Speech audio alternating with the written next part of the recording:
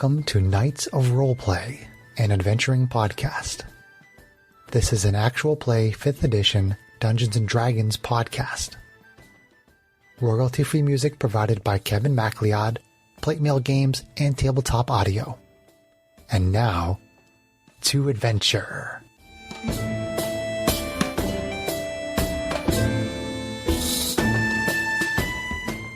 Hello and welcome. My name is Chris Buckner. I'm the primary Dungeon Master for Knights of Roleplay, an adventuring podcast. We were hoping to play in person this week, but life threw us another curveball, so this will be another Zoom session. I've been sick, and my mom and stepdad are sick, and they're our babysitters, and Kate has a touch of it, so we have the baby. You may hear the baby on Kate's audio a little bit over the course of the evening, but we're adapting as long as we can still do our podcast. So as our adventure begins, it is stardate 0326.82. A week ago, a bounty hunter in red armor tried to kidnap Matisse. The bounty hunter failed, but managed to escape.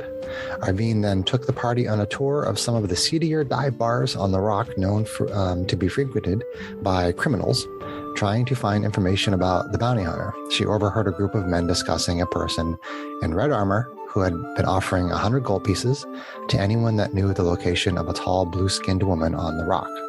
That is the extent of the information that she found. The party visited Zima's magical emporium, and Strax asked Zima to try and find a magical recipe for a +1 weapon. The party has returned, and Zima says she has a magical liquid that, if poured onto a weapon, will make it into a +1 weapon. She is asking 1,200 gold pieces for the potion. So, adventurers, how do you respond? I could certainly contribute some monies to that. So what? You just pour it on and it poof? Zima says, yes, pour on, poof.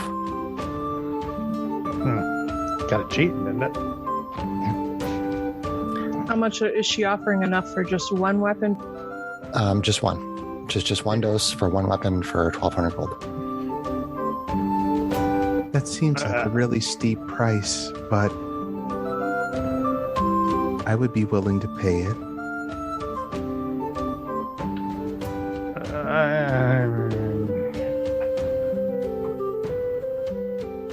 I guess it would handle our current problem, but It would give Strax back his infusion. Which is what John's thinking. Recipe, She says, yes, I keep looking. all right, well, in that case, How much do I have? I really don't have that much.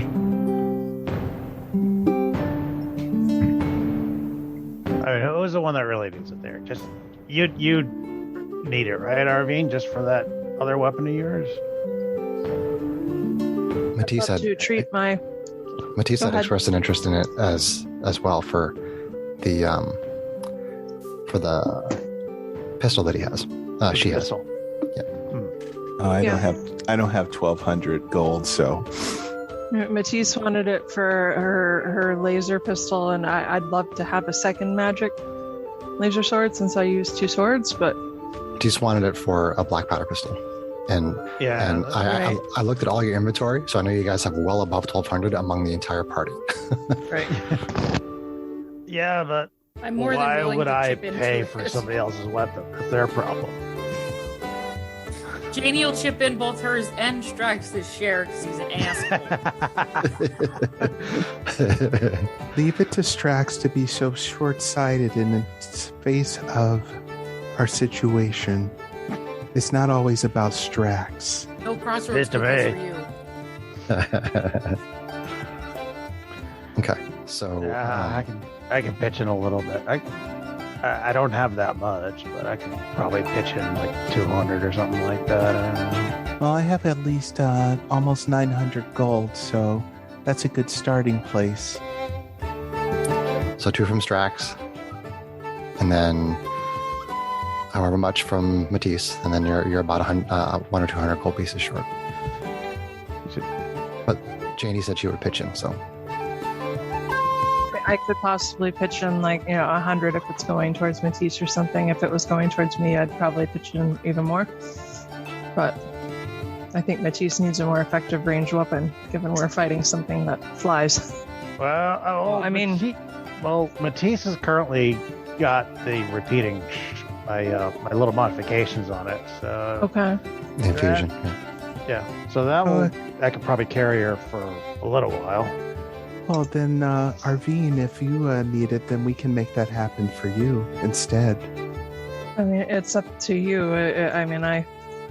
I'm perfectly happy using Strax's infusion, which he has graciously offered to me. So, I mean, another thing that we could do is if you can wield a laser rifle, Arvine has the laser rifle. She's had one since the beginning, and she almost never uses it right now. So if you wanted a ranged weapon with more range, as long as you can use it, she would give it to you, and then you could put the infusion on it, do whatever you want. can I wield that weapon? It's not a finesse weapon, but neither is a black powder pistol, so... Correct. I think you can wield any martial weapon, which I think that is, but you should check. Yeah, I think paladins can use any sort of martial weapons. Okay. So we have a few options. So I think what I would probably do is what Arvine suggested, and I would put it on her laser pistol. All right. Well, I can move it over. Take me a little bit of work. Laser rifle, Back to Greg. the shop. Rifle. And laser rifle, make sure you put that in your inventory. You'll have to change your custom attack. So hold on a second there, Greg. If you're using a laser rifle and you have a shield, that's going to create a whole problem with you having to use a two-handed weapon and having to stow the shield. Didn't think about that. Oh, Walk it okay. Got it. So yeah, Got you it. should just keep using the infusion on your thing. So as long as Strax is okay with that, then yes, I'd love to buy that potion for my second laser sword. I could didn't infuse pitch in- this thing. I could pitch in 700 if I basically clean out most of my cash. I will give you 300 from my stores. Okay. And with my 200, that's 1,200. I have like tons of gold, you guys. So like I could pitch in like half. Oh, surprised you're not Okay. having to spend more on components. I don't have Okay. a lot of component spells. Okay. So I will pitch in 600 plus Janie's, and then nobody else has to pitch in something that's not towards a weapon that would benefit them, I guess, unless you guys want to haggle that out differently. Hey, up to you. if you guys want to split it cover up it, evenly, it'd be 300 a person. up Which to you that guys. probably would be better. I could do Okay. that. All right, 300 a person. Roger. oh, now suddenly I'm on the hook for 300. Jeez. Well, I can Drax, do do you want 4. me to pay your 300? I don't need you to pay my debts, girl. Oh. Did you just call me girl? Your older I'm sister. gonna beat your ass, boy.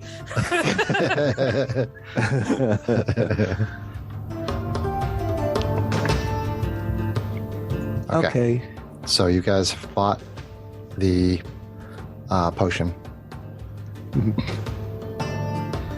Okay, so excuse me, stupid cold. So you've got that, and next page of my adventure here. Okay. Bitch. Later that day, Quartermaster Olo visits you all at the Hammered Unicorn Forge. He has a little difficulty getting his large turtle shell through the door, after which he tells you he has a mission from one of your contacts. According to Olo, there is a terraforming colony of humans on a planetoid, or exomoon, designated LV-426. A supply ship sent to LV-426 from the rock never returned. Wayland Industries is offering 5,000 gold pieces for a ship to investigate the colony. Captain Braun had established a good relationship with Wayland Industries, and they have offered the Star Runner the mission before anyone else.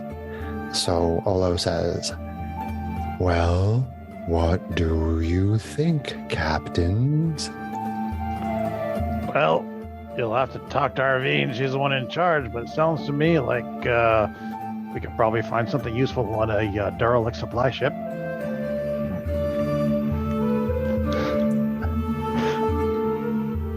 think I'd be I'm in. on board with that. Okay. So, Get whatever supplies we need, I guess, and I'll head out in the morning. okay. So, Quartermaster Ola makes sure that the Star Runner is stocked, and you all board the Star Runner, and Hal navigates the ship away from the rock and heads toward LV-426. After an uneventful week of travel, the Star Runner arrives at LV-426. You see the exomoon is covered by a thick cloud layer created by its atmosphere processors manufactured by Wayland Industries. Your contact gave you a small device, a homing beacon, that you use to locate the colony. Hal pilots the Star Runner to a position in the lower atmosphere relative to the colony's signal. The Star Runner moves to a quarter mile above the surface in a heavy rain. So the Star Runner is currently holding position there. How would you like to proceed? A quarter mile out from the colony. Yeah, it's still pretty. The cloud cover is pretty heavy, and there's a lot of rain, so the visibility is poor. What's the landscape? You're not really sure. It's See the landscape. No. I mean, it's an exomoon.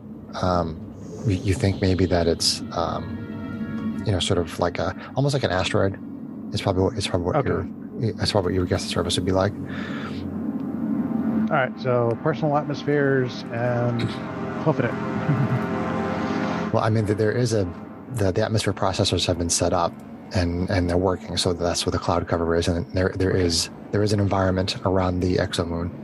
Oh, okay. For some reason, okay, that was my brain part. It's okay. I mean, take the personal atmospheres anyway, just in case. You never know. Yeah, definitely. But basically, the Hal is just kind of hanging the ship there, about a quarter mile up, and is waiting to find out how you all want to proceed. Okay. Well, since we don't know what happened, probably would be best to keep the Star Runner out here and head in on foot, since obviously whatever's over there is destroying ships. We don't want that to happen.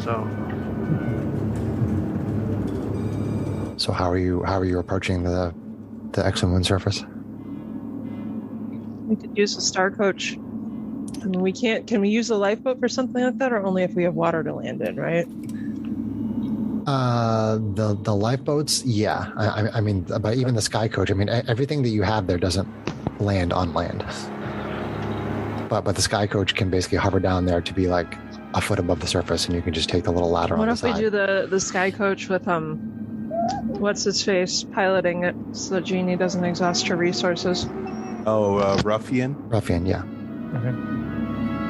Okay, so you take this. You take Ruffian. If we're going to do that, we might as well take the sky coach right into the city, as long as the main ship is away from the city. The colony. It's not a city. Colony. It's a small terraforming colony. Split hairs, Chris. I would probably leave the ship as far away as possible. Yeah. Excuse me. Yeah, but having the sky coach nearby would be good for a hasty retreat if necessary.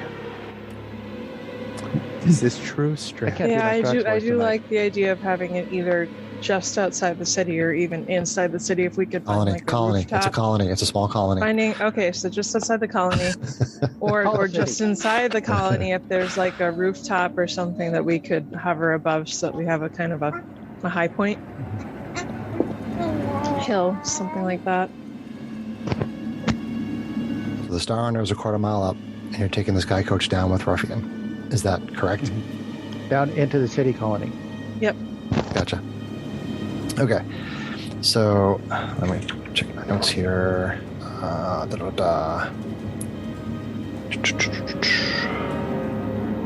Okay, so you take Ruffian, and Ruffian pilots the Sky Coach, which then expends all of his magical energy for the day, but powers the Sky Coach for that day. So Ruffian pilots the Sky Coach down through the clouds, and you can see the colony complex before you. It looks to be made of steel. All the windows are closed. Emergency lighting is on, and there is equipment in various locations, including land roving vehicles. There are large sliding doors on all the buildings, but they are all closed. You notice a sign that reads "Hadley's Hope." How would you like to proceed? I'd like to take one of the land vehicles and load it up to take with us. The sign says "Hadley's Hope," and what I described to you, that's all you see. Like the emergency lighting, there's no movement, there's no activity. Everything is basically shut down, from what you can tell. Is it dark and stormy on the colony area? It's still raining. It's still raining, and everything is wet. You know how long it takes for my fur to dry? A really long time. So Ruffian just kind of starts to do a slow circle of everything, and that's pretty much what you see. It looks like there's a way into the building from the roof. Nothing that is intended for that purpose. There are air ducts. It has an air duct system in it, but there's no doors or roof access or anything that you can see. This is why we should bring grenades.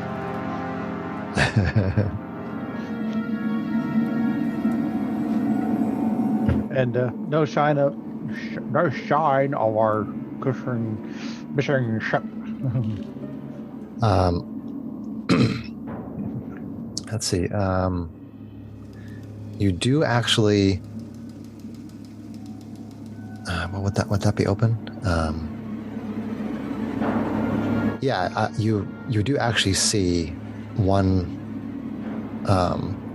large bay, basically, that has a small supply ship sort of docked in it. It's not covered. It's sort of like a horseshoe shape, and that's where the ship is, and it's inside there, and it's sort of similar to the Sky Coach in that it's bigger than the Sky Coach, but it has no top to it. It basically carries all the supplies underneath the deck in what I would describe as a medium-sized ship. So something, not as big as a Star, but definitely bigger than the Sky Coach. And it's kind of sitting there in that little dock area. Well, it seems to me that if we're hired to figure out what happened to the ship, we should probably start there. Okay. So you asked Ruffian to go over to the ship? Mm-hmm. Okay. Seems like a decent plan. So Arvine agreed with me. Right, let's do something else. Stranger things have happened. Mark your Full calendars, day in hell. everyone. Fur. It's a good thing that he has fur.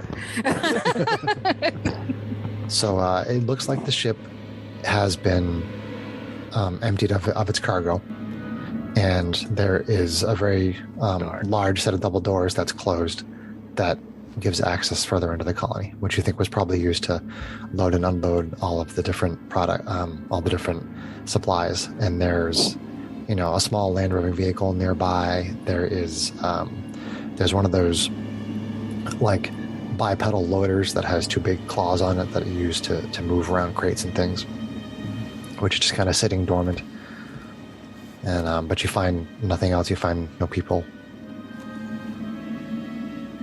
Roughly how big was the city colony? You mean number of people, or just surface area? Just the area. How much area did it cover?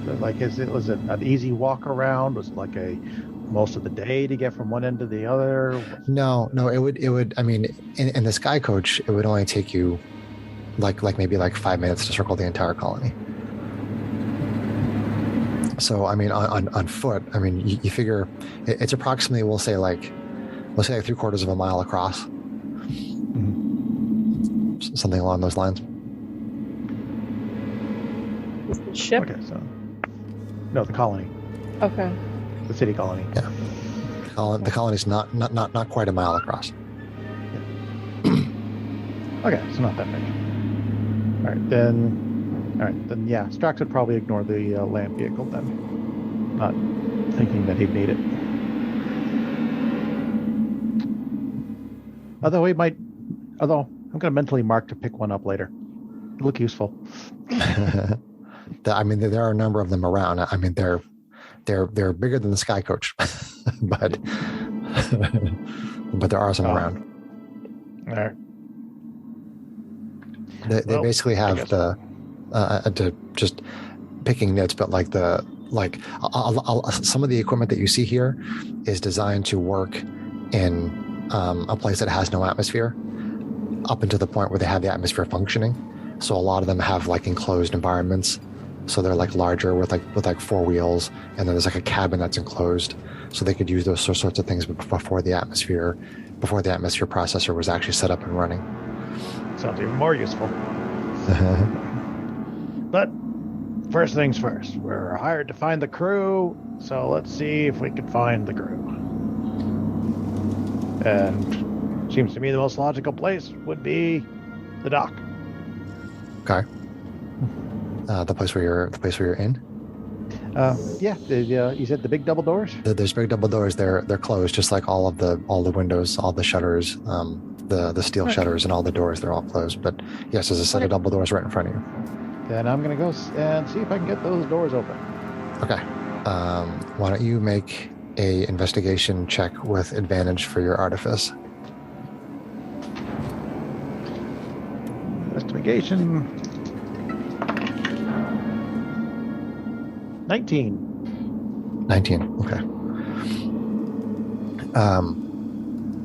So there is still, basically the place seems to be on emergency power, which, I mean, you kind of figured that because the emergency lighting was on. But you do basically find a way to kind of like hotwire the door, and you hear it unlock, and it opens about halfway. So there's basically about a 10-foot space, and then the door stops. Good enough. Gets us inside. Yeah. All right. Well, weapons ready. We don't know what happened here. Let's see. Do things look definitely. disheveled, or like stuff was abandoned like really quickly? Good question. Good question. Like As you move inside, I can answer that question for you as you move inside.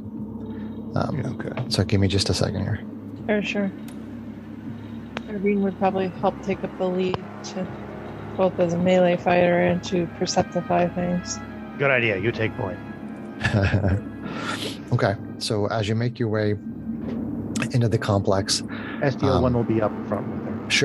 Sure. Steel Defender, yep. So you do see things like half-eaten food and cups partially filled with liquid. You find some makeshift barricades in some of the hallways, but they appear to have been broken through. You find a couple places where it looks like acid has eaten through the floor, as well as the floor is directly below those spots. You find a med lab that has 4 glass cylinders full of liquid that seem to contain strange creatures with 8 legs, a long tail, and 2 vaguely rectangular membranes near the base of the tail. And 2 of the creatures are moving. The other 2 are not. Oh boy.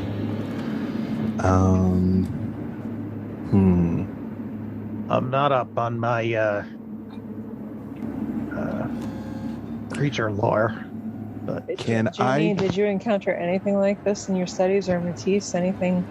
Can I memory of 1,000 lifetimes? Absolutely. Okay, I'm going to do that. So Matisse, our female diva paladin, casts her awareness back in time, and you see that there was a person brought into this room with one of those creatures on their face, with the 8 legs wrapping around the head, and the 2 like membranes were allowing the creature to breathe, and the tail was wrapped around the person's throat, and they tried to remove the creature from the face of this person, and a liquid poured out of the creature that you would assume is blood, but it basically burned the person to death, and they died, and then they put the creature into one of the cylinders.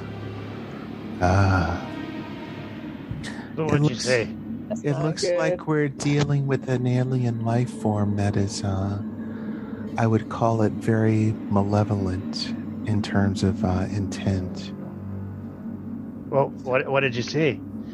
I saw a kind of spider-like creature that was attached to an individual's face, and it looked like it was, I would say, hugging the face in very, very, very particular type of manner, and it was wrapped around its neck. Like erotically? No, like asphyxiation type of wrapped around its neck. Like erotic asphyxiation? No. Oh my God, John! Seriously? Stop watching so much anime. Now that I've lost my train of thought here. Did the creature look like the ones in the test tubes here, Missy's? Yes, that's what it is, Greg. Yes, they did, and it looks like when they tried to remove it, the person met a very grisly death by the creature's blood. That it was what we see the melty things from. It's melty, like an acid acidic situation. Blood. Yes. So it cuts through metal quite nice. I wonder if I could use it in the forge. So we better be careful because we don't know where these things are.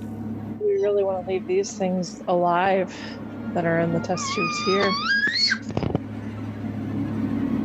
Let's not go picking a fight till we have to, huh? I would say that we should not touch and I'm the one them. saying that. Holy crap. When did I become the voice of reason? We shouldn't touch them because we really don't know a whole lot about them, so we are opening up ourselves to a whole lot of trouble if we mess with something we don't know what it is. Arvine, you do find a medical report on the table, on one of the sort of lab tables, and it says it reads surgically removed before embryo implantation. Subject Marichek John J. died during the procedure. Or embryo implantation. Okay, I point that out to their group. That's weird. Oh. I wonder if this is referring to the same thing you described, Matisse. You know what? Maybe we should kill them. No point in leaving embryo implantation behind us. No. Do your worst, Strax. All right. Well, they're in the jars. I'm going to open fire. What are you, excuse me, stupid cold. What are you using to shoot at it with? Actually, you know what? Don't shoot it. I'm still carrying my halberd, which is unfortunately not magical. Actually, no. These things eat metal. You wouldn't use the halberd. No, I'm just going to shoot it. Shoot it with? Shoot it with my crossbow and its magical piercing bolts. Okay, so take a shot at one of the canisters. Can I take time to aim for advantage? I mean, it doesn't really move. It doesn't really move. It's in a test tube. That's okay. Good enough. AC hits AC 24. 24. Oh, sorry, no, 28. 28. Okay.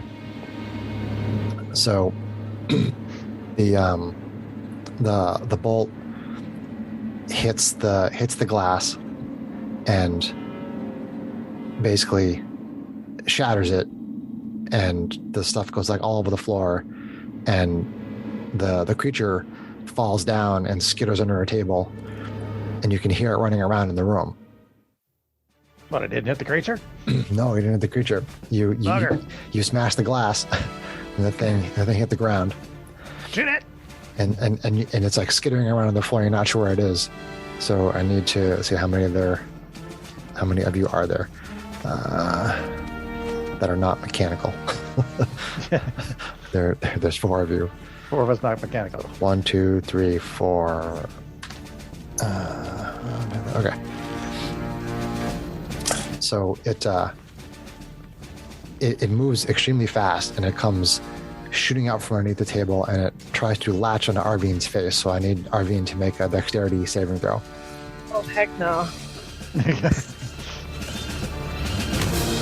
Hey, this is your fault for not stopping me. Irene was worried about leaving things like that alive too. So, all right, a dexterity saving throw. Yeah. Barf. Okay, that's pretty good. Plus 5, so 23. 23. Okay. So the creature leaps at Arvine and tries to latch onto her face, and she like ducks and moves out of the way, and it kind of smashes up against the wall and hits the ground. And then we can roll initiative at this point, and and then see if you can kill this hugger of faces. I don't want to roll initiative. Hugger of booze. Yeah.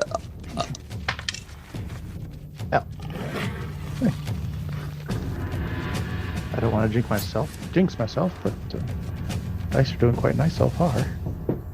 All right, Strax. And I've just jinxed myself. 21. 21. And Janie. 15. 15 for Janie. And Arvine. 25. Ooh. 25 for Arvine. And Matisse. I roll a 19. 19. I roll a 20 for initiative, and you still beat me. So the initiative order is Arvine, Strax, Matisse, Janie, and Hugger of Faces. Sorry, say it again. I apologize. I've got baby attention here. You're first. Arvine, Strax, Matisse, Janie, and then the creature. So you tell me what you want to do, Arvine. You're up at the top of the round. Asimar, fighter, rogue. Okay. She tries to rush it where it bounced into the wall and see if she can catch it with some laser sword swings. Sure, go for it. There's my D8. Oh, wow, that's not spectacular. AC 12? 12, miss. You hit on the wall, and it's jumping around and bouncing, and it's hard to hit. She swings again with the same hand. That's my little girl. Squealing. So that'll be for AC 28. 28 hits. On the second swing, and she's base to base with it, so she's going to throw that sneak attack on there. Okay. It's 2d6. Ooh, dices. Let me know.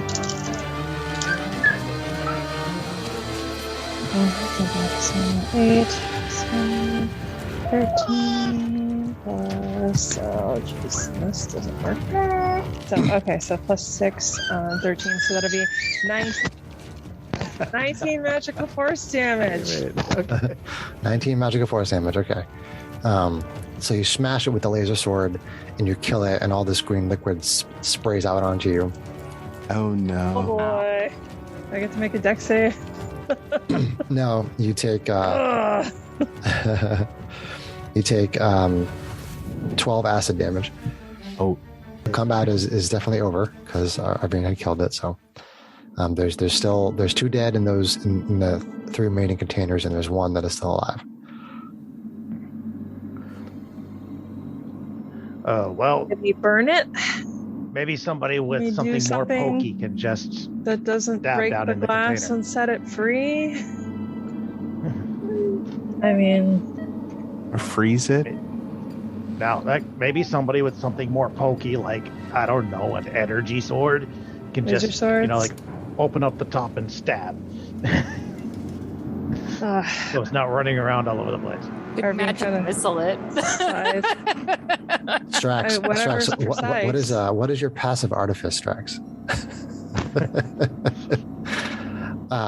Make a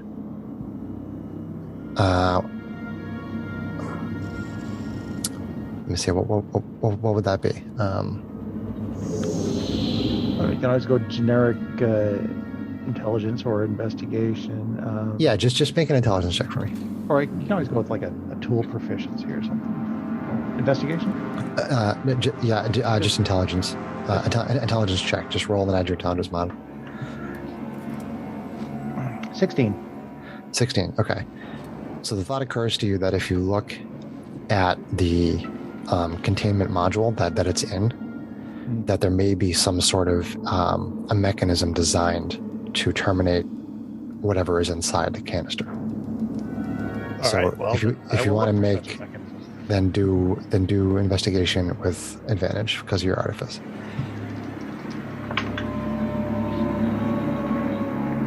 22. 22. Okay. So you do indeed find such a thing. There is a sequence that you can figure out that will first of all drain the liquid that is inside of it.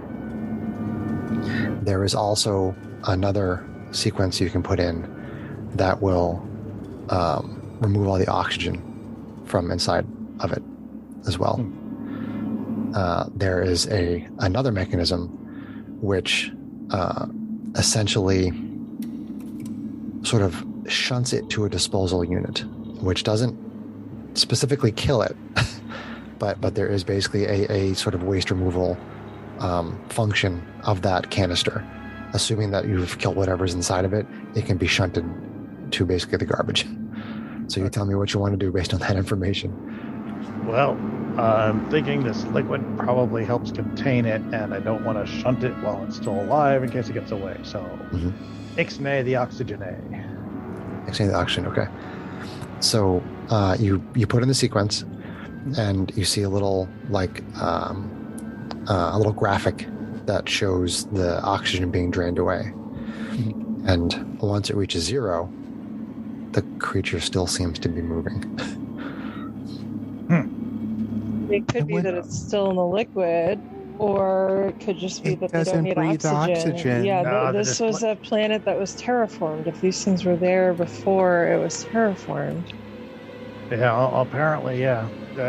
These things don't need oxygen, so... That is very unusual. It is very unusual. But, well, it's what we got to deal with. All right, then let's... I'd have Janie ready magic missile. Have Janie ready magic missile and take the lid off. Yeah. Okay, so weapons at the ready, you drain the liquid. The creature basically settles at the bottom, and it's not doing much, but it seems to still be alive. It's a tricky bugger. Well, can we have somebody ready and attack for taking the lid off the container? So we do something more controlled. I have an than idea. breaking the glass. I'm going to cast my moonbeam on it. Cast a moonbeam on the canister? Yes. Very high power spell for... Okay. Hey, if it can kill it without getting it out, without having to let it out of the container, I'm all for it. So Matisse calls on the divine power of Maheen, and this moonbeam appears around the canister, almost like it's being transported away, but that's not what's happening. That's kind of what it looks like. And the creature inside starts to like squeal and jump around inside the canister, like it's trying to get away, like it's in pain. And basically, over the course of a round, maybe 2, it takes enough damage that it dies, and there's like acid all inside the bottom of this canister, and it starts to burn through, and the glass starts to break. But the creature does appear to be dead. It destroys the containment module because of the acid blood, but the creature is dead because of the moonbeam. Yes. Take that, you little bastard. Bastard. Yeah. I mean, over the next like 60 seconds, that acid like burns big troughs like through that entire structure and down into the floor, and it's really very potent stuff. If I make an active search around the lab, are there any other like notes, notebooks, documentation, logs from medical the planet? Supplies? Anything else medical supplies? Anything else that I can find? There are some basically like, you know, first aid kits and things of that nature. There are logs that talk more about the subject that they had and the findings on the creatures, and basically talked about that they weren't sure, but they assumed that they did not breathe oxygen. They did not need oxygen to live, but they were still. We found out. Yeah. They weren't really sure. They were still trying to figure out what these things were. Obviously, they had two of them that were alive. They were still studying them. There isn't a lot of other information there. You do find an adrenaline shot there, though. Oh, sweet. Nice. I think GH88 still got his.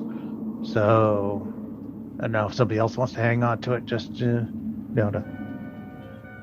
Isn't anyone concerned of what's been going on here and the fact that these creatures, that they were experimenting on them, and we really don't know what the results of those experiments are?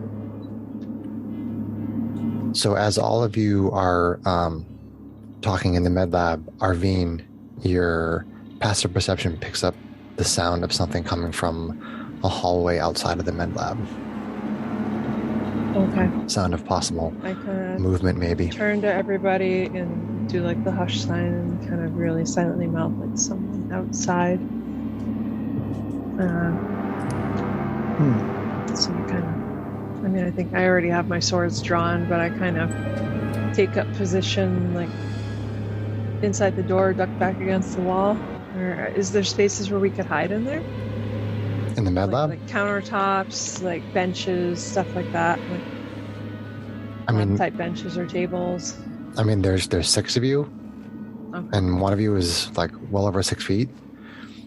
One of you is a hobgoblin. Maybe SDO1 could hide behind one of the workstations in there, maybe. I was actually just about to send SDO1 out to investigate. Okay, our Arvine will stand at the ready by the door if you want to go that way. So will Matisse. So what is it that you're directing SDO1 to do? Like how would it be communicating things to you? Are you sending it out there to technical with me, boy? Sending it out there to hear it go, yelp! You don't want to get the acids on with it. a camera. If I knew what one was. Right, there you go. Make SDO1 into a drone. Like an anal probe? Is that whoa, why'd you have to go there, Greg? Why did you go to butts already? What is that about? That's us. I'm not really surprised, but you know. And there's the preview. No, we can't send. Sending SDO1 out wouldn't help much, except as a first line of attack. Now we can wait and see. Nothing to it but to go look. Well, take a quick peek. It's not like just be careful. We don't know what dangers are around. Hey, worst case scenario, we lead them back in here, and the rest of you can ambush them. So what's happening? I'm just going to take a quick peek. Okay. So you look outside into the hallway near the med bay, and you think you see a small humanoid figure dart across the hallway and into an air duct. Oh no! Oh no! might have actually gone to boy. Survivor. Sucks to be them. Well, a small humanoid figure. Shakes her head at you, Strax, and she peeks around into the hallway. Where did you see this figure go? She kind of darted over that way, pointing the direction that it went. That she went. That it, whatever she it went. Well, something tells me we're going to partake in a game of cat and mouse, and it's probably not going to be good for us. So there is an obvious air vent where Strax indicated. Okay. All right. Arvine might very sneakily try to go over and peek into the vent to see what she can see.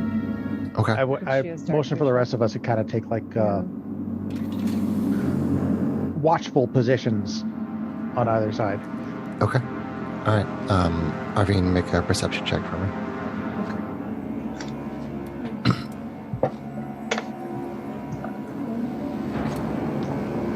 That is better than my passive. I keep trying to use that.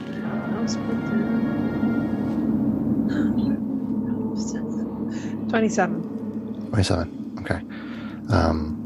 So you can definitely hear some movement coming from. The air duct goes down maybe 15 feet, and then you think it opens up into a larger space, and excuse me. You can definitely hear something moving around, and you think that you see with that perception check, you think you see some reflections off of things, something maybe made of glass. You think that you see what could possibly be a stuffed animal, and it's a little far away. It's kind of dark, but there's still some light, some ambient light from the emergency lighting. I mean, with the stuffed animal, do I start to think based on Strax's description that I'm seeing a child, or? You don't know. It could be. Okay. I'm kind of turning to the others and say, I think whatever it is has a stuffed animal. That's not very useful. Well, if you think you see a stuffed animal, why don't we try calling out and seeing if someone responds? Kind of really quiet, whisper shout down the duct and say, "Hello, is there someone there? We're here to help." You see a dirty-faced, blonde young girl poke her head into the end of the air vent, and she's only there for a moment. She looks really scared, and then she moves away from it, and you hear a lot of shuffling around and moving and things.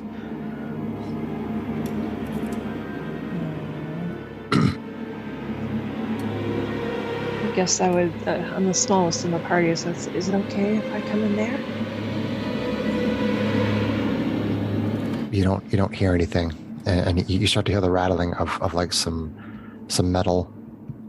Sort of there's an opening on the air duct. There's an opening where you're at right now, and you have to kind of lift up the air duct on a hinge. Yep. And you think you can hear another one of those being moved from the end of the passage. From that space back there.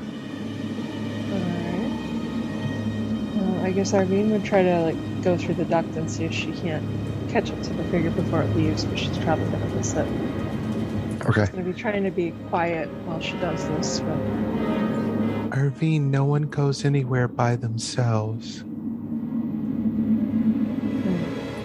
I could. What is Arvine doing?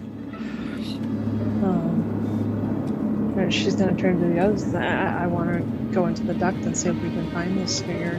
Well, I'm not gonna fit in there. Just don't go too far, huh? I think it's a kid. I'm only gonna go a few feet. You said it's not very long, right, Chris? Maybe 15 feet? 15 feet, yeah. Okay, so I said it's not very far away. I mean, I could put a light on, but I'm more worried about something bad seeing the light. Just don't do what you usually do and rush headlong into something dangerous, huh? I understand. So you start to hear movement coming from the air ducts, and sounds like it's starting to get further away. Okay. So I would go in and try to see if I can't find whatever it is. I've got dark vision, so I should be able to see pretty well. Okay. So you get down to the end, And you see there's a couple other ways to get out of basically this one chamber that's about 6 foot square. And you can hear noise coming from the one on the far side. Okay, so if I go to that one on the far side, that's still like within 15 feet of where I came in, or is that further away? It's 6 feet across from where you came in. Okay. All right, so I'll check the side that has the noise. Okay. I mean, you can hear like clomp, clomp, clomp, like you can hear like somebody's moving in the air vent. Okay. So I checked, was it like a closed off space, or did it just sound like something ran further away? The sound is getting further and further away. Okay. And then I'm going to shake my head and come back out because I don't want to go too far from the party. I mean, is it a duct where even the bigger members of the party could fit, or is it only like Arvine/child sized? Yeah, it's. I mean, Matthias could not fit in there. Okay. Strax could move at like half speed through there. Okay. Strax doesn't want to move at half speed through there. I go back out and say, I think she ran up, and I point whatever direction I heard her going, or whatever it was. Well, you said I saw a dirty-faced girl, right? So yes, I tell the others it's definitely a little girl. It's a little human girl with blonde hair, and she ran off that way. I'd really like to try to find her. Well, nuts to her then. She ran off. We got a crew to find. How do you know she wasn't part of the crew?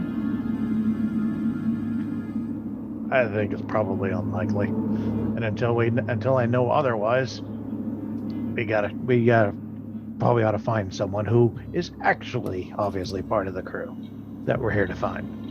We could try to move in the do, direction Arvine. that we think she's going based on the vents. I mean, we have to explore the whole place anyway, so that would be my vote, Jamie. I agree with that. If you were to act quickly, you could follow the noise and follow her. If you wait much longer, she's going to be completely gone somewhere in this complex. Okay. Arvine says she may lead us to actual other adults, so I say we follow her. Okay. You want to come with me? It's a good a direction so as any as alone? far as I'm concerned. So, okay, so Let's we go. try to follow her. Less talk, more action. Let's go. Okay. So, you can basically go through the hallways, and you can hear, it's kind of faint at first, but you're able to follow it, and then you hear it louder and louder, and eventually it comes up to sort of like an operations center. There's lots of consoles where you think they control the shutters. And they control various power systems throughout the colony, throughout the atmosphere processors and the facilities and whatnot. And as you're approaching that area, and you can hear the thumping in the air ducts, and then you hear another one of those metal grates move, and you think you hear the sound of little feet inside that room. Pitter patter, pitter patter. Mm-hmm. So, I mean, So we haven't actually entered in this ops room. We're just kind of standing outside it. Okay? Yeah, you're basically at the doorway, and Okay. you're pretty sure that she is in this room. Janie, maybe you could talk to her. Peek You're around good the with door people. and see what I can see. Stealthfully. Make a stealth check and a perception check. Okay, the glitter is the stealth, and the fire is the perception.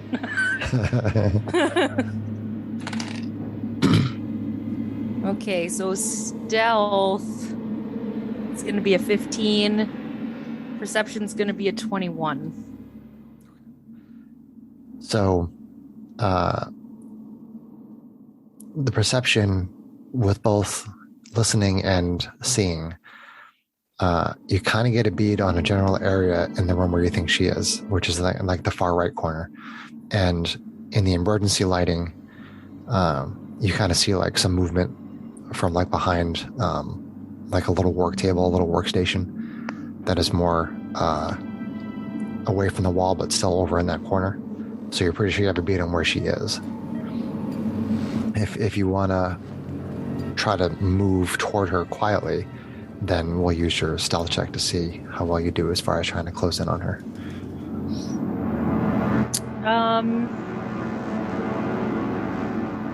Well, I can't see her, so I can't try to reach out to her telepathically. So I guess I'll try to walk towards her. Okay. Are you trying to be stealthy? Yeah, because I think I have to be able to see that person to use that. Let's see. Okay. Yeah, any creature I can see within 120 feet. So if I can't see her, then I can't get in her brain. Gotcha. Before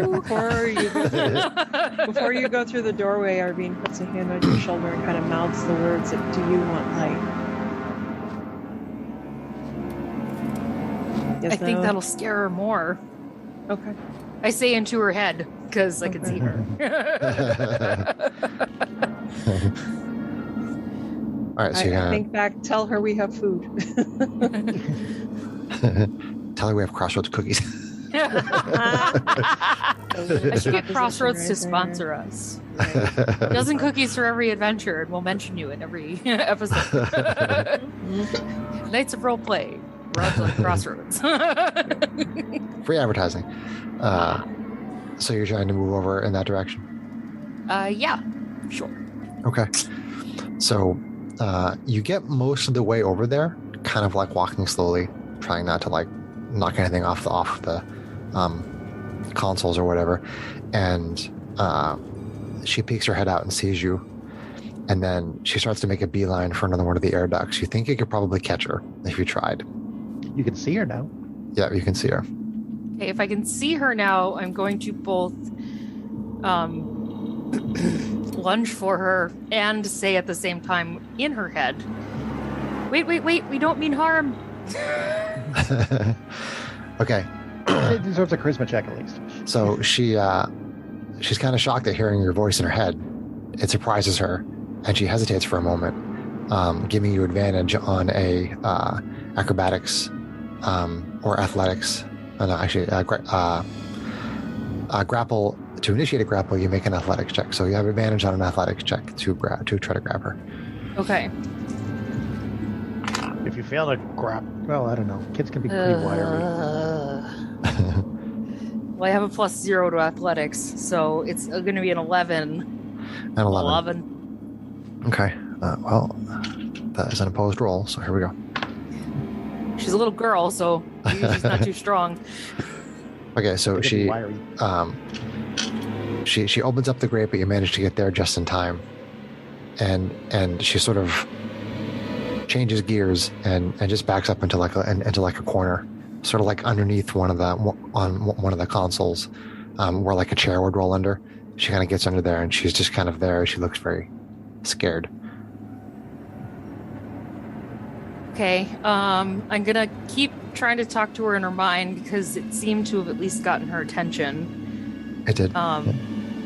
And I'm gonna say, my friends and I mean you no harm. We just got here. We're here to help. We don't know what happened, but we killed something terrible in the other room. In the lab? Yeah. Yeah, in the med lab, yep. I'm gonna say that. Okay. She says in kind of like a really soft whispery voice, she says, the monsters are going to come. Okay, which monsters? You can talk back to me if you don't want to talk. Just think it. I can think it to you? Yes. Okay. I'm magic. Okay, she seems kind of curious about that, and she kind of like you see her eyes kind of squinting, like she's trying to really focus on thinking, like really hard.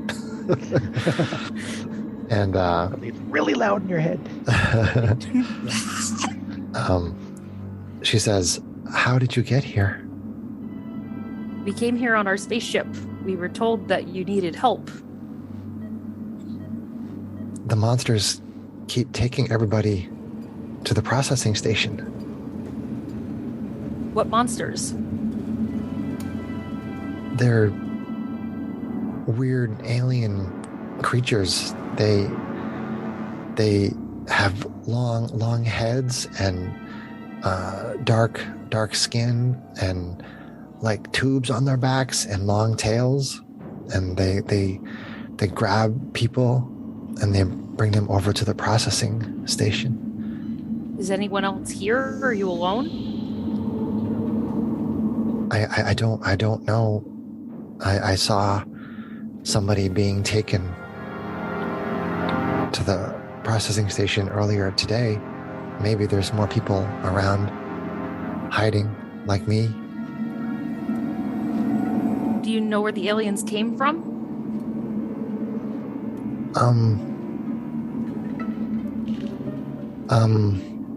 Well, my dad was brought back with something on his face. We were exploring in a rover and found a alien ship, and my mom and dad went to look, and my dad got something on his face, and they brought him back, and I'm not really sure what happened, but my dad died, and there was some kind of monster that they were trying to find, and they closed all the doors and the windows, and people started to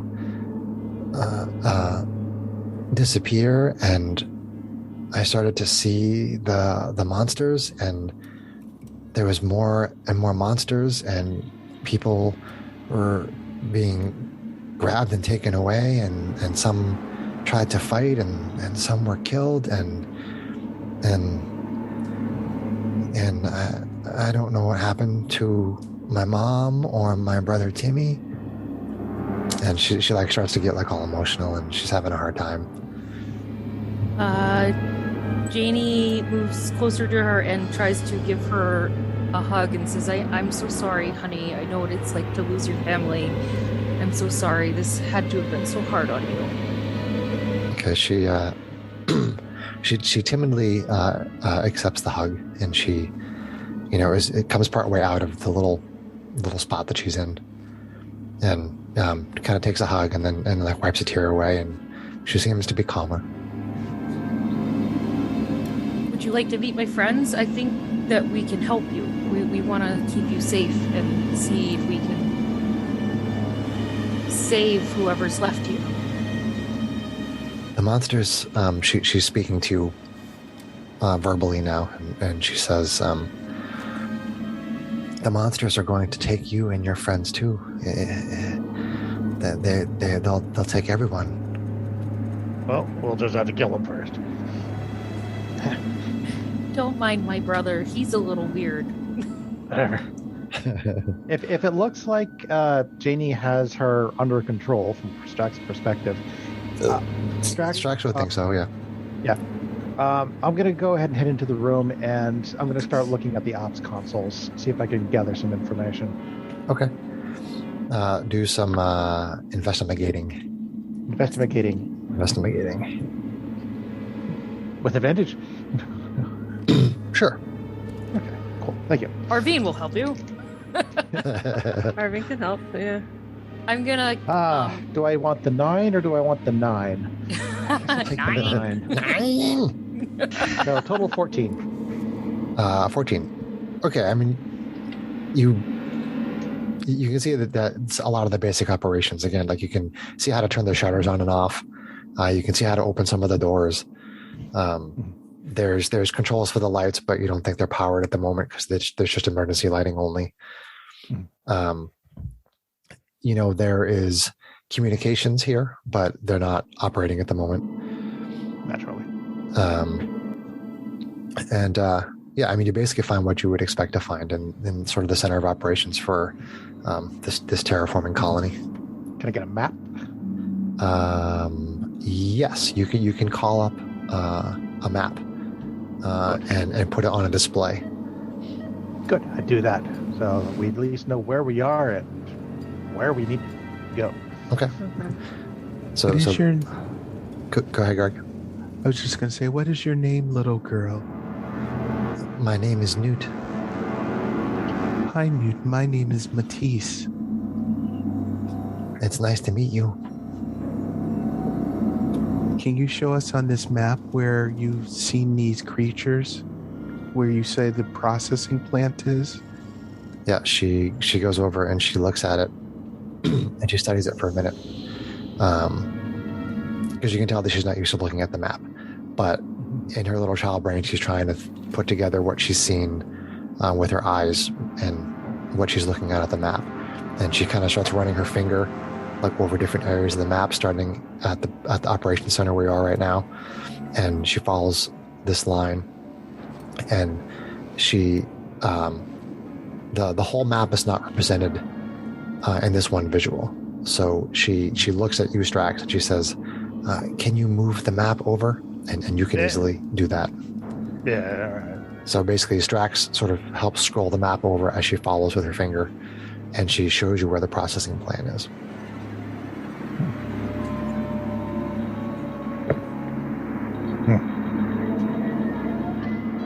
Well, I have three thoughts on this matter. One, we can assume there's no survivors and head out. Two, we can see this processing plant and where they're taking them to, see if there's anybody to rescue, but I have very low hopes for that. Because of three, if that's where they're taking people, that's probably where survivors will not be. And we should probably investigate other places, but this place is kind of big, so... Strax, you know as well as I do that we can't let those things live. Oh, hey, I'm up for a good fight. We don't know if what they're doing to the people that they're taking. Acid blood is not a good sign. Well, that's all I'm saying. I don't disagree. Arvine kind of crouches down by Newt and says, Hi Newt, my name is Arvine, and then I offer her some rations. Okay. She eagerly gobbles them down. Okay. And then I ask, do you know of anything in this colony that might help us to fight the monsters?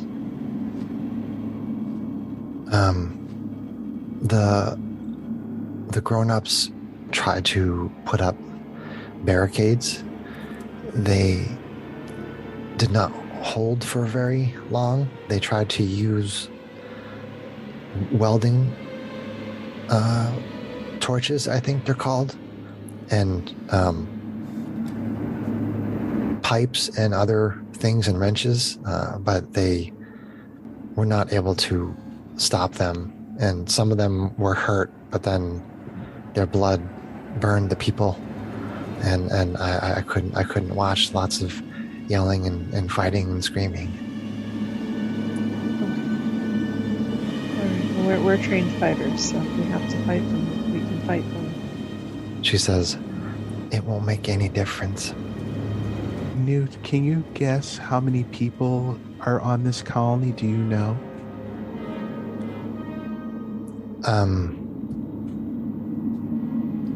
I think maybe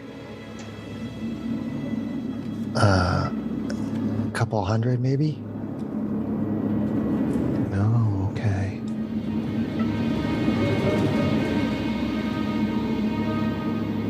That's kind of concerning if we have a couple hundred people that we can't find.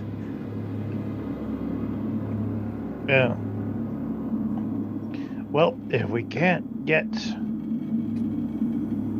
If we can't get out there to find them, we're gonna have to see if there are any other survivors. We'll just have to come to us. Wonder if there's any way to send out like a message or something, anyone on these panels. Well, how far are we Might be from a the bit processing meta, plants? Based on what Newt showed you on the map, you could move through the complex and you could get there in like 10 minutes.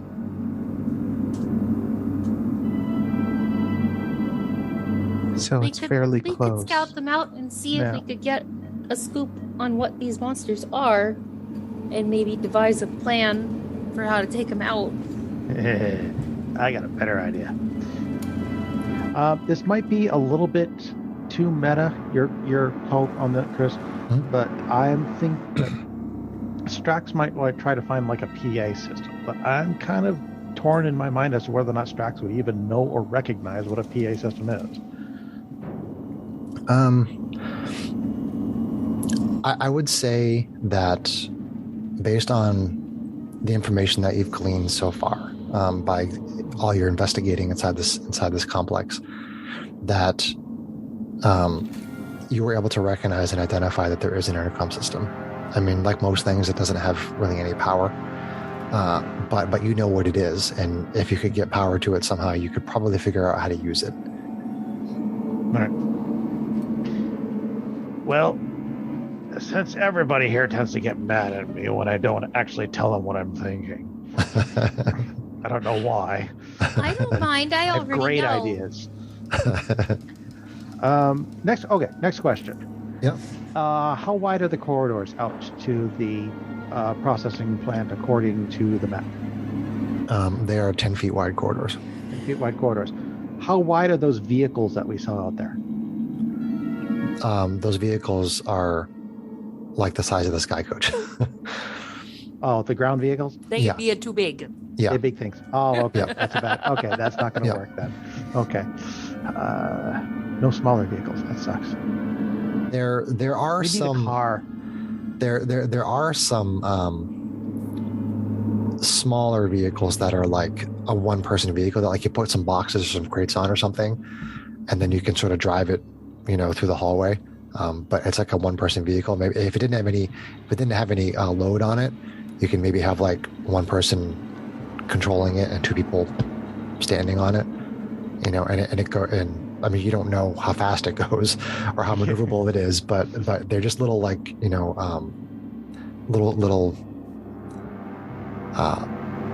It's almost like the equivalent of like a science fiction hand truck, kind of. Yeah, but just a little bit bigger. I can visualize what you're thinking. Yeah, it's just a little bit bigger. Yeah, it's just designed for moving equipment around. Correct.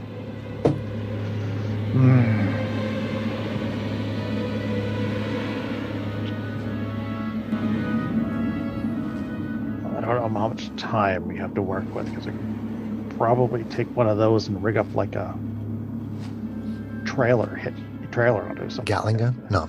Yeah. Is it night or is it day? Do we know that? Currently, it is nighttime. You think it's approaching maybe 10 o'clock, maybe. Okay, so dark and stormy. Yeah, it's still raining outside. All the horror tropes. Well, there's no lightning. Well, actually, there's lightning probably way up in the cloud somewhere. But hey, kid, can you know if these monsters understand common? I didn't try to talk with them. Yeah. All right. Well.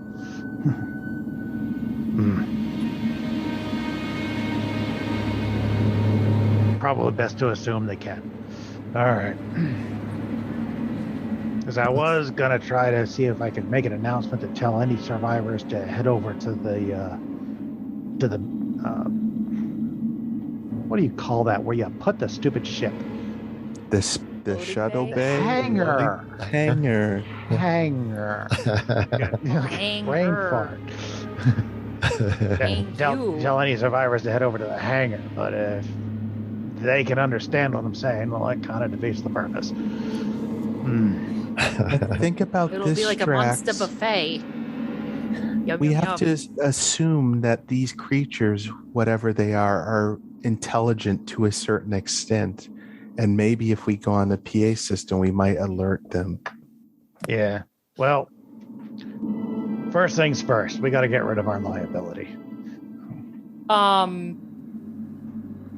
So whatever we should take, we should take Newt back to the ship at least.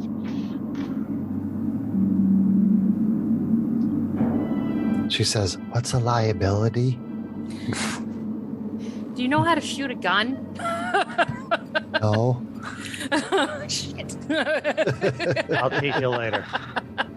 Put her in the bag of holding. Well, you could do that. Give her 10 minutes. You might traumatize her a little bit, though. Putting her inside a bag in the dark. And we could take Should her be back safer than out here. Only for 10 minutes, then she'd suffocate. Take her out every 10 minutes. We could take her back For breath of air. to the Sky Coach. And go let her hang out with Ruffian. Could we use a portable atmosphere to overcome that 10-minute limitation? That's a good question. Can we put her in the rope kid, trick? get in the sack. Put her Boy, in the rope trick? That sounds like a open invitation there. putting someone in the sack. Like a pedophile. Yeah, that sounds really Oh, Ew, let's not go there. I wasn't starting it.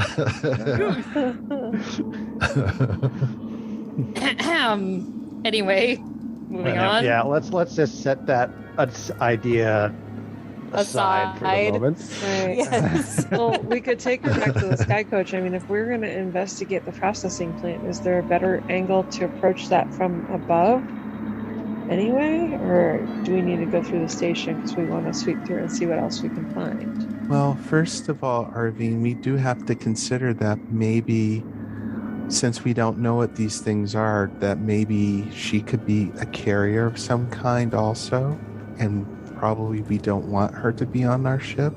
Well, I think Ruffian would be okay, but Construct, after all. Was there anything that we found in the science lab that would indicate how to tell if someone is a carrier? Let's see. They had like an X-ray that showed a creature inside someone's chest, like some kind of an embryo inside someone's chest. So we can find. I mentioned that to Strax and say if we can made use that device in the lab to check her, then we would know she's okay. Then I'd rather get her to safety and consider the fact that we could probably, I don't know, wage more surveillance and attack from the air and be less vulnerable to getting taken. But more visible. Creatures. Well, but if they can't get up to us, we can just simply rain hellfire on them from above. I like that idea. Can we, though? We don't really have any weapons on the Star Coach, do we? I look at I Janie got a and kind crossbow of raise an right here. eyebrow. Sky Coach. Look at that. Well, Whatever. remember Your everyone. butt coach. Say, Janie, you are our weapon. We were sent here to find out if people were alive, so we do need to find if there are actually living individuals here. Well, unfortunately, the processing plant seems the place to start if anybody's actually alive. Yeah. But I still would like to find some way to get a message out to any other survivors, and this squawky box here seems to be about the best option. The longer we stand here and stare at each other, the more likely we're going to get eaten by whatever those face thingies are. So let's go. I'm all Let's for go back to getting out of here. Let's go back to the lab and make sure that Newt is okay. Right, Newt? And then make our plan. Newt. I would say that Strax should try to jury-rig the PA system, and maybe we can herd the people who are still alive to a certain specific spot. Well, as I say, I could just make an announcement and tell people to go there, but I don't know if that's going to direct their so-called monsters there either. I guess we could set up an ambush. That would be fun. So Strax, with regard to Arvine's suggestion, you don't think that machine has power? Like right now, there are emergency lights. There is basically a very basic blueprint monitor, and those are the only things that have power that you've seen so far. Okay, well, Strax, can you find a way to get the power online? Well, that's one thing I was thinking of. The other, I might be able to cherry rig some power. I mean, I can only assume they shut the power off for a reason. So in actuality, we're really in dim light and not even like bright enough that we could see in front of us. Light. Yeah, it's all. Well, it's emergency lighting, so it is dim. It is dim light, but you can see, like on the other side of this room, you can see dim light because there are dim lights on the ceiling all over the place. Okay, so they're like my little outdoor lights, like basically giving a touch of light, but not bright enough to see everything. Correct. Well, but it's enough that you can walk through the hallways and things like that. So, all right. Well, I'm gonna head back to the ops room then and see what I can find. Okay. So you're in the operations room. Okay. Okay. So, question number 1: can I turn on power to just the med bay? You look at the display, the map that you have there, and based on your artifice and like flows of magic and whatnot, it's not all that dissimilar to the way that this physical power is set up, and you follow some of like basically what you think are like the power lines, and they all seem to converge on this one place that you assume is basically the source of the power for the colony. Okay, so I can't actually turn on the power from the ops room. Correct. I have to go to wherever this place is. All right. I mean, normally the opposite place has control over power stuff, but because this stuff is empowered, you can't turn it on. Right. The source of the power seems to be inert for some reason. All right. Well, I guess I'll head back. Well, Strax, you're a technical guy. Why would the power source not work properly? Maybe I'll blow it up for all I know. Not until I get there. Unless we go there and look, if you think it's worth the trouble. Well, it might answer some questions. It would take you about 5 minutes to get to the power station if you wanted to go there. Well, is it anywhere near the processing station? It's sort of on the way to the processing station. Well, I still say we take the kid back to the back Sky to the Coach ship first. Yeah, back to the Sky Coach. Back to the ship first and see. At least so she's not in the way in case we run into some more of these monsters. I'm just gonna put a post-it on the corner of my screen that says Sky Coach. Space Coach, Star Coach. Space Coach. The Great Space Coaster. We can worry about it later. The Great Space Coaster. Sky Coach, coast to coast. Get on board the Great Space Coaster. That used to be a kids' show back in the day. I barely remember that. Wow. Some of our listeners will not get those references. You're old. Well, I do happen to turn 49 this week, so... 49? It's like 1 foot in the grave, Greg. No. Says Chris, who's how old? 1 year younger than Greg. I have a toe. I have a toe in the grave. Greg gets a whole leg. A leg and a toe. The youngest one here. By a couple months. And the baby. Baby's technically the baby. All right, all of us, ship. Anyway. So you're bringing Newt to the Sky Coach? Yep. Yeah. Okay. Drop her off at the Sky Coach, and then we'll see if we can head to the power room. Okay. So you drop off with Ruffian, and you go to the power station. And as you're approaching the power station, you can see that basically it's like wrecked. It's like destroyed. It's like all ripped apart in like a variety of different areas. It's been all torn apart. Well, Matisse, I think I found the answer to your question. Do you want me to explain? No. I believe I have... Do we have anything to, visualize? Do we have anything that could be used as a power supply for anything on a smaller scale? Or can I jury rig something? Let's see. You guys, you have laser swords. You have laser rifles, or at least one, and you have I think Jenny has a laser pistol. Yeah. All of which are powered by an energy cell. Right. So, with some tinkering, Strax, you think that it's possible that maybe you could use one or more energy cells to maybe power something small, like maybe the X-ray machine. Yeah. You don't really know for sure. This is all theory, but you think you might be able to figure it out if you were to try. I can try to see if I get some power to the med bay. But... Yeah. It may also exhaust the energy cells, and then you wouldn't have power for whatever device that is that you were using. But again, you're not really sure. You never tried this before. You don't know what it would do. I don't know how long it would last either. Right.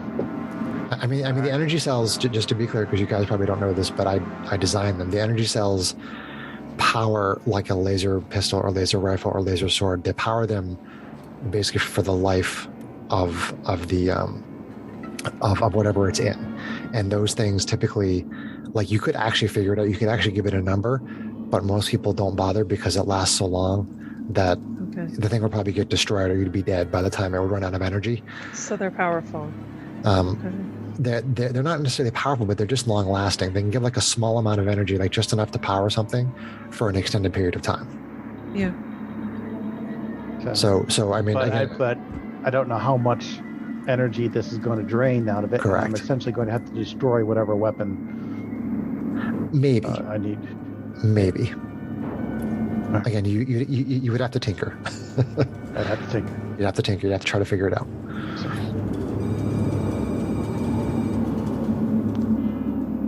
Do I think that I could power the X-ray machine with one of these cells from the med bay, or do I have to do it from here? You think that if you were to go to the operations center, that you could attempt to use one or more energy cells to power the X-ray machine. You would have to basically be in the room with the X-ray machine, and you could bring the energy cells to the med bay and try it there.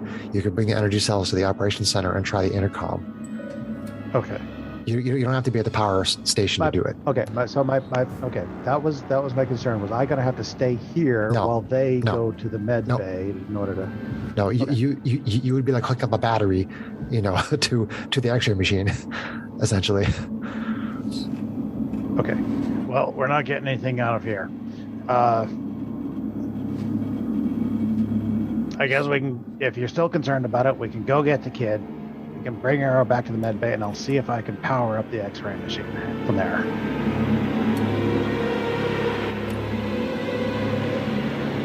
I'm just gonna get annoyed with all this back and forth. Whatever, that's our problem. That sounds like a plan. Let's go. All right. Okay, so what's happening? So we're gonna go collect Newt again, and we're all gonna troll back to the med bay, and I'm gonna see if I can use one of the power cells to power up the X-ray machine. Okay, so when you go back to the Sky Coach, you see that Ruffian is laying on the ground next to the Sky Coach, and Newt is gone. Oh no! Ruffian, why don't you just take off? Is he awake? Conscious? Ruffian appears to be unconscious, but he is alive. I was going to say breathing, but he doesn't breathe.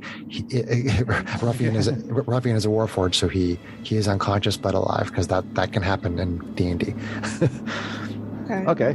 Do we have a way of accessing his memories? Can we see what happened? Oh, he's not he's an NPC. Can I wake him up? You can stabilize him. You can cast healing on him. Oh, I could do that. Still have healing hands for like 5 points. I can heal him.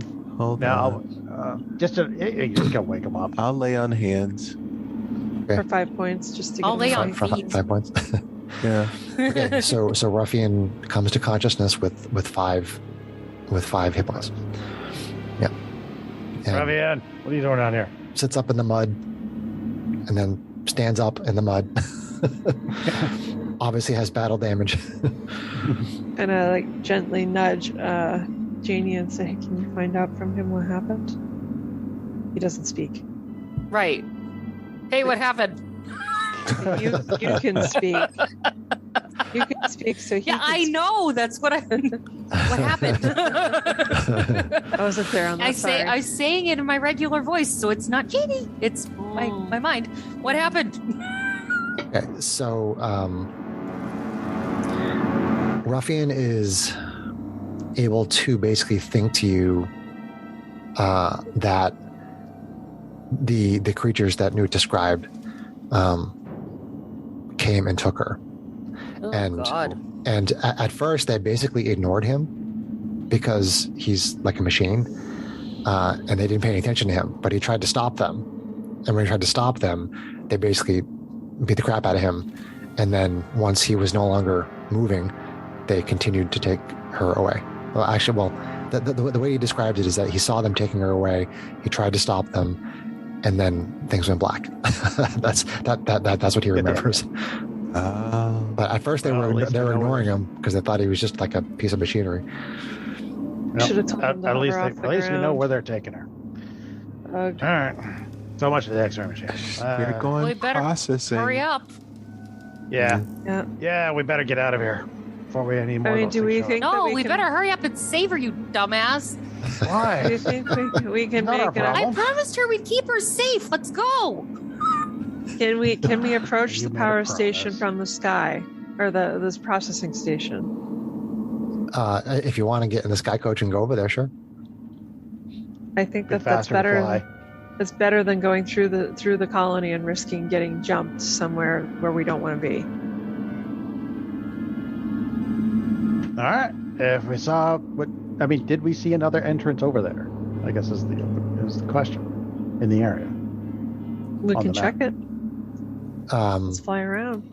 you would probably have to basically jury another one of those doors to get it to open. Just But a random that doesn't side take note. long. One of my dogs just barked so loud, I heard it from the other room.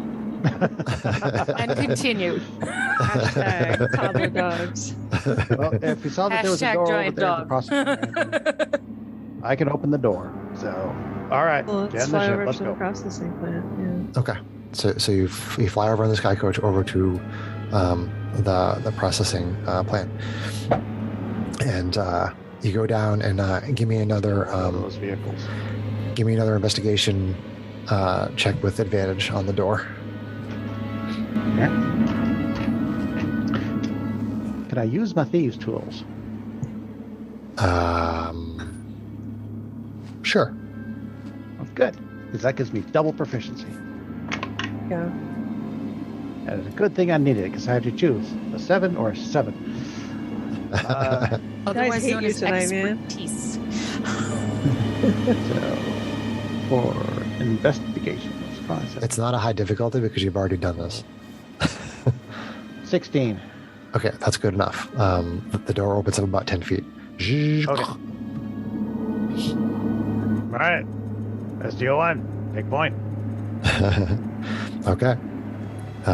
So you go inside the processing plant, processing station.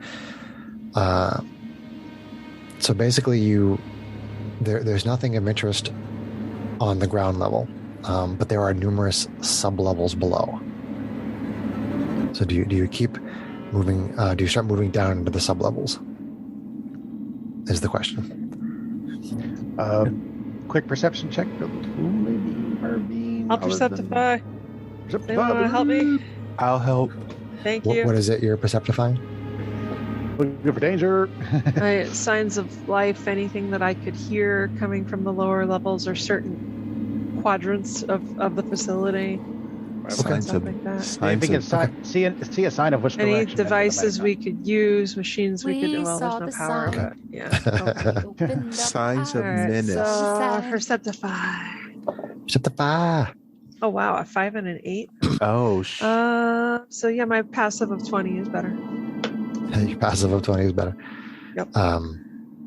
Okay, so there's really nothing to speak of as far as noise goes. I mean, again, the place is shut down. There's no power, so there's nothing really to hear. No sign Almost of like Eddie. to as much. I want to save survivors, but I'd also like to figure out if there's a way to take this whole facility or this building down. Probably If don't. These have- creatures are powerful enough that they've secreted away 200 people. That they've defeated Ruffian, who is a total slouch when it comes to combat. Hey, I'm all for blowing the place up, but we may not get paid if we do that first. I mean, I'd like to see if we can find survivors first, but just food for thought. So. All right, well, let's head down then. Okay. Can I make a What is the word? Okay, no, I probably would suck at a survival check to look for signs of these creatures passing. Given the fact that the ground is all metal grating, I think it'd be. I mean, you could look for signs. You might find something, but you wouldn't find like footprints. but you could try to look if you wanted to look. You could try if you want to make a survival check. At least I'll keep my eye open. Okay. Maybe I'll do good. 17. Actually, no, it's 15. 15. Nothing really jumps out at you. Okay. Well, then let's go. Okay.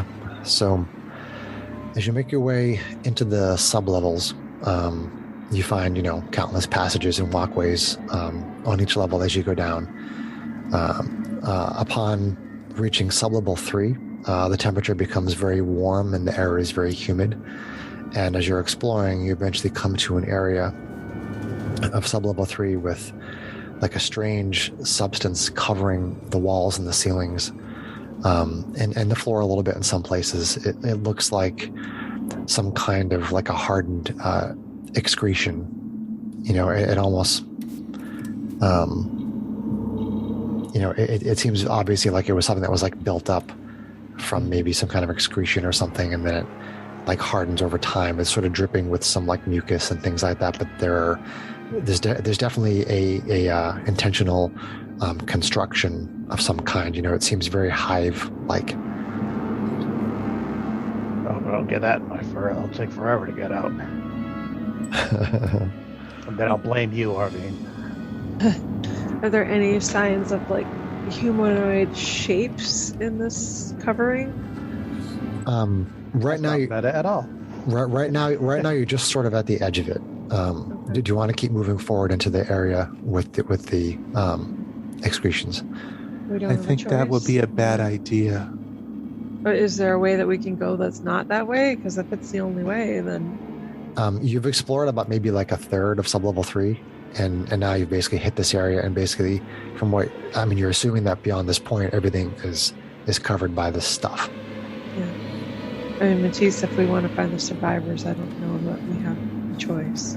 Wrong, Matisse. We also have to think of the fact that we don't even know what this stuff is, and we don't know what's in there. Proceed with caution. Yeah, I don't disagree with you. We know that there are monsters. If SDO1 starts to melt, then we'll worry about it. We know what they look like. We can investigate Is there anything you can investigate in the substance before we proceed further, Strax? It's a wall. It's messy. Let's go. Arvine kind of side eyes towards Janie and shakes her head and follows along. Okay. Yeah. So you continue to explore the sublevel in this area, and Arvine, with your very high passive perception, you see movement from something in the corner of your vision. Okay. And you dart your eyes over in that direction, and you're pretty sure that you see a person hanging on the wall. Their arms and legs are covered by the excretion. Their head is hung low, but you can see the head just kind of slightly move a little bit. Okay. I'm gonna motion to the others and say, I think there's someone down there. I don't know if they're dead or not. We should go check. So won't know from here. Go check closer. Okay. When you get close enough, it's obvious that it's a woman. It's a human female. Okay. I check her throat. Is she alive? She opens up her eyes, and she's like very panicked, and she's covered in mucus, and she says, "Please, kill me." And then suddenly she begins convulsing. Her chest cavity expands violently, like something inside is trying to break out. Uh-oh. The expansion happens again and again as you hear the sound That's of not good. bone cracking.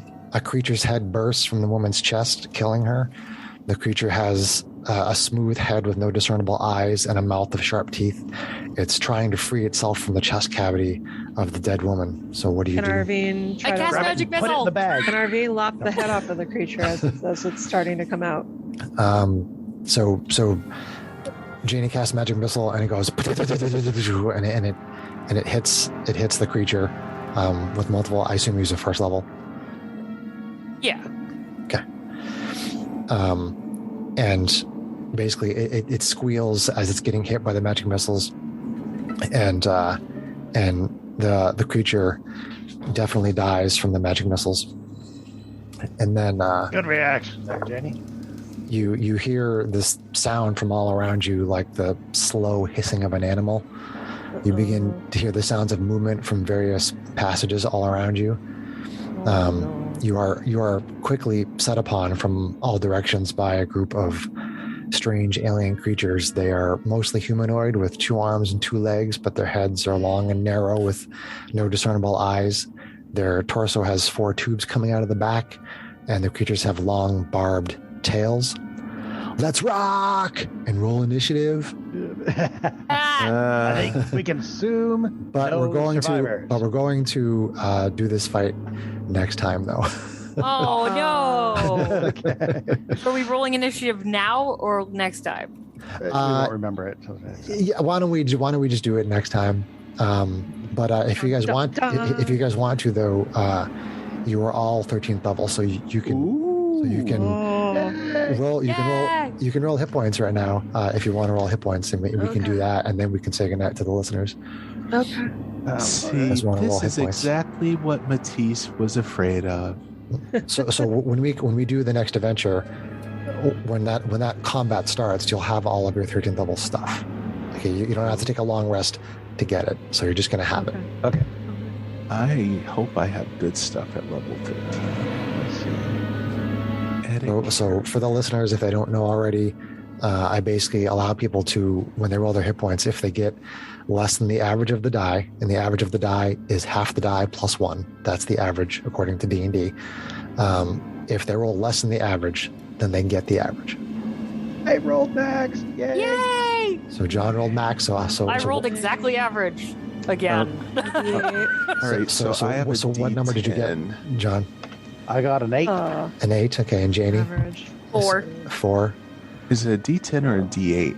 I think paladins get D10. I think. Okay. It'll tell you when you manage hit points. It'll say 13D whatever on your hit dice Ugh. in D&D Beyond. They don't. And just whatever you roll, add it to your. All right, so I rolled the minimum. I rolled 3.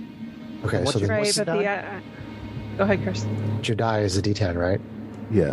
So you get the average, which is half plus 1, so you get 6 plus your con. Yeah. Well, Right. if you just add 6 to your rolled hit points, Yeah. Okay. D&D Beyond will take care of all the necessary bonuses. Okay. Right. Gotcha, So I gotcha. have Arvine, what do you roll? Ooh, I get to add a spell. I rolled a D8 for another level of rogue. I rolled a 2, so I took my average of 5. Okay. Snake eyes.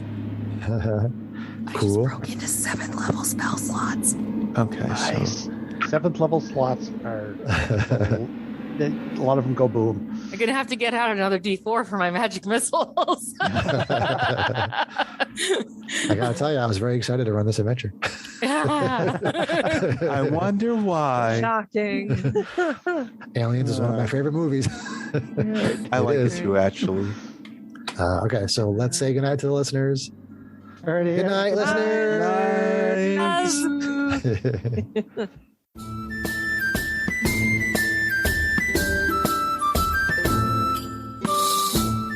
If you enjoyed this podcast, please leave us a review anywhere this podcast can be found. Our social media links, plus additional content, can be found on our website at knightsofroleplay.com. Please tell your friends about Knights of Roleplay and Adventuring Podcast, and spread the word through social media. Your help and support are greatly appreciated.